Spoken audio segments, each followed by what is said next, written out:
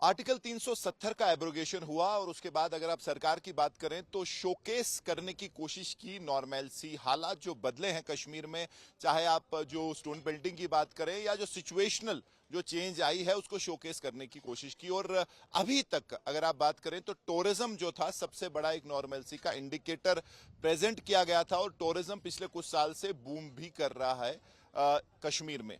लेकिन अगर टूरिज्म से हट के बात करें तो सरकार का जो एक जो ऑपोजिशन ये बात कर रही थी कि सरकार के पास कुछ और दिखाने के लिए नहीं है। सरकार ने जो है डेवलपमेंट की बात की, इन्वेस्टमेंट की बात की, इन्वेस्टर्स की बात की, लेकिन अभी तक टूरिज्म के अलावा जो है कुछ दिख नहीं रहा है ग्राउंड पे कश्मीर में। लेकिन आज जो है हम इस वक्त जो एचएमटी इलाका है in the periphery of Srinagar वहां खड़े हैं और मेरे पीछे जो आप देख रहे हैं ये कश्मीर का दूसरा इंजीनियरिंग कॉलेज है।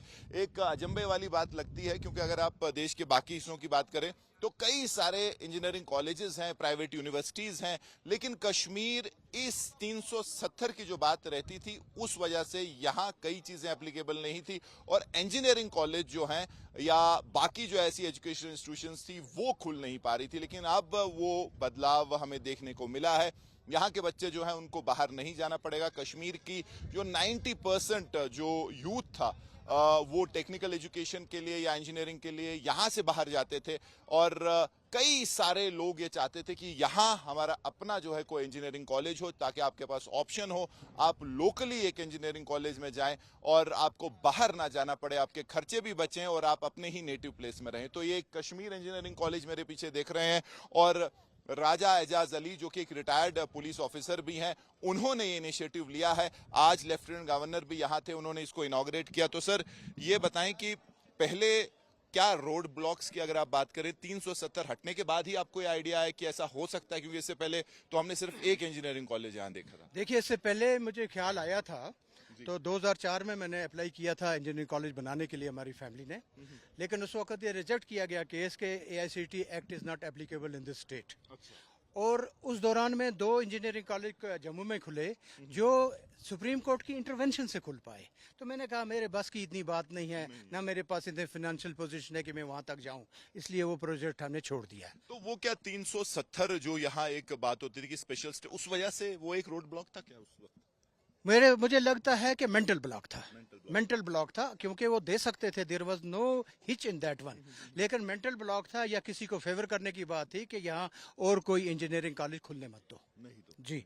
तो आपने जो इनिशिएटिव लिया, आज लेफ्टिनेंट गवर्नर ने इसको इनॉग्रेट किया। यहाँ की अगर आप एजुकेशनल फील्ड की बात करें, खासकर technical education, job oriented education, क्योंकि यहाँ के बच्चे चाहे MBBS हो, इंजीनियरिंग, एक पैटर्न था कि बाहर जाते थे, डोनेशन देते थे, खासकर साउथ इंडिया में। तो इससे कितना बदलाव आप देखते हैं? आप देखिए, जो गवर्नमेंट फिगर्स हैं वो कह रहे हैं कि तकरीबन 5000 इंजीनियरिंग के लिए बच्चे जाते हैं यहाँ से। और फिर जो बच्चे बाहर जाते हैं ये फाइनेंशियल इम्प्लीकेशंस ही नहीं है। बाहर जाएंगे, वहाँ का नेचर है, वहाँ का फूड है, वहाँ का एटमॉस्फेयर है, ये सारी चीज़ों को, और उसके बाद पेरेंट्स की परेशानियाँ उनको रख कर, क्योंकि क्लोज सुपरविजन नहीं है। तो 5000 जो बच्चा बाहर जाता है तो मेरा कॉलेज जब फुली एस्टेब्लिश हो जाएगा, जो बच्चे आ जाएंगे तो इंशाल्लाह हम 2-2.5 हज़ार तो यहाँ अकोमोडेट कर लेंगे। 2-2.5 हजार। तो अभी फिलहाल जब आप स्टार्ट कर रहे हैं तो कौन कौन सी फील्ड ऑफ जो इंजीनियरिंग की बात करें, कौन कौन से कोर्सेज मैंने सिलेक्ट करके जिस फील्ड का इस वक्त सबसे बड़ी डिमांड है आर्टिफिशियल इंटेलिजेंस इंजीनियरिंग की, उसमें मैंने 90 सीट्स लाई हैं। इसी तरह कंप्यूटर साइंस की काफ़ी इस वक्त डिमांड है, उसमें मैंने 90 सीट्स लाई हैं। IT की इस वक्त डिमांड है, उसमें 60 सीट्स हैं। इसी तरह सिविल इंजीनियरिंग में अभी ऑलवेज रहेगी डिमांड, 60 सीट्स हैं। और ENC इलेक्ट्रॉनिक्स एंड कम्युनिकेशन की 60 सीटें, टोटल 360 सीटें मेरे पास इस वक्त अवेलेबल है एडमिशन के लिए।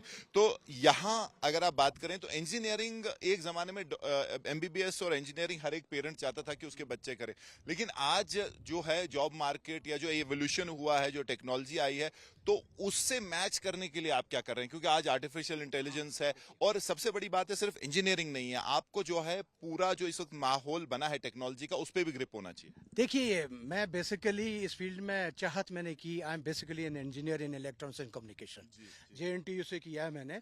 और मुझे वो तजर्बा है कि उस वक्त जो हमारी स्टडीज थी उसमें कितना हमें प्रैक्टिकल काम करवाते थे, ताकि जो ही हम डिग्री लेकर आते थे तो हम इस काबिल बनते थे कि फील्ड में जाकर जॉब जॉब ले लें।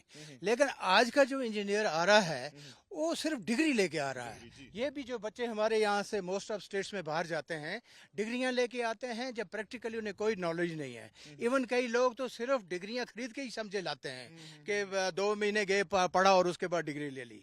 हम उसके लिए यहाँ एक तो लैब्स जो है मैंने लेबॉर्ट्रीज बनाई हैं, स्टेट ऑफ आर्ट लेबॉर्ट्रीज हैं जो इस वक्त कंट्री की, और बेहतरीन वर्कशॉप्स बनाई हुई हैं, बेहतरीन फैकल्टी लाई है इसके लिए टीचिंग के लिए, और मशीनरी लाई हुई है ताकि बच्चों को मैं प्रैक्टिकली काम कराऊं। दूसरा, गवर्नमेंट ऑफ इंडिया ने एक स्कीम निकाली है स्किल की। वो कहते हैं टेक्निकल या नो टेक्निकल हर एक आदमी को कोई ना कोई स्किल दो ताकि वो अपनी रोजगार ढूंढे। तो जब हम इंजीनियरिंग स्टूडेंट्स को भी वो स्किल देंगे, साथ में सर्टिफिकेट भी देंगे, तो ऑटोमेटिकली एक टेक्निकली क्वालिफाइड आदमी को इमीडिएटली फील्ड में जॉब मिल जाएगा। और इसके साथ में हमारा ये एंड्योर रहेगा कि जो जो क्लासें बढ़ती जाएंगी तो फाइनल ईयर से फर्स्ट सेमेस्टर से पहले पहले अच्छी फॉर्म में, जैसे आपने देखा कि एलजी ने कहा कि कितने लोग प्लेसमेंट के लिए आते हैं, उन बच्चों के लिए हम प्लेसमेंट का बंदोबस्त भी करें। Right sir, right, thank you so much. Grateful. Thank you. तो ये थे राजा एजाज अली जो कि चेयरमैन है इस इनिशिएटिव के। मेरे पीछे आप देख रहे हैं कश्मीर इंजीनियरिंग कॉलेज, पहला ऐसा इनिशिएटिव है। और 370 हटने के बाद जो एक सरकार कह रही थी कि रोड ब्लॉक्स हटे हैं ऐसी एजुकेशनल इंस्टीट्यूशंस को सेटअप करने के लिए कश्मीर में, उसका पहला मिसाल है। क्योंकि सरकार पे ये क्रिटिसिज्म रहता था कि सिवाय टूरिज्म के जो है कुछ यहाँ बदला नहीं है। जो सरकार इन्वेस्टमेंट की बात कर रही थी, नई फील्ड्स की बात कर रही थी, यूथ के लिए जो है एम्प्लॉयमेंट एवेन्यूज की बात कर रही थी, एजुकेशन को अपग्रेड करने की बात कर रही थी, तो उसमें जो है ज्यादा कुछ नहीं हुआ। हालांकि सच में कुछ ज्यादा बदलाव नहीं हुआ है, लेकिन पहला स्टेप ये जरूर है। मेरे पीछे आप देख रहे हैं कश्मीर इंजीनियरिंग कॉलेज, और 370 हटने के बाद जो रोड ब्लॉक्स थे, ऐसे इनिशिएटिव्स के लिए, ऐसे जो प्लेटफॉर्म है बच्चों की पढ़ाई के लिए, खासकर टेक्निकल एजुकेशन, जॉब ओरिएंटेड जो एजुकेशन, वो जो है इससे इस इंजीनियरिंग कॉलेज बनने के बाद जो है वो रोड ब्लॉक हटता दिख रहा है। और शायद इसके बाद ऐसी और इनिशिएटिव आए जहां इंजीनियरिंग कॉलेज, एमबीबीएस कॉलेज जो है कश्मीर में सेटअप हो और यहाँ के बच्चों को जो है बाहर ना जाना पड़े ऐसे कोर्सेज और इंजीनियरिंग और या बाकी जो है हायर एजुकेशन हासिल करने के लिए। कैमरा पर्सन तारिक लोन के साथ मीर फरीद, नारबल, आज तक।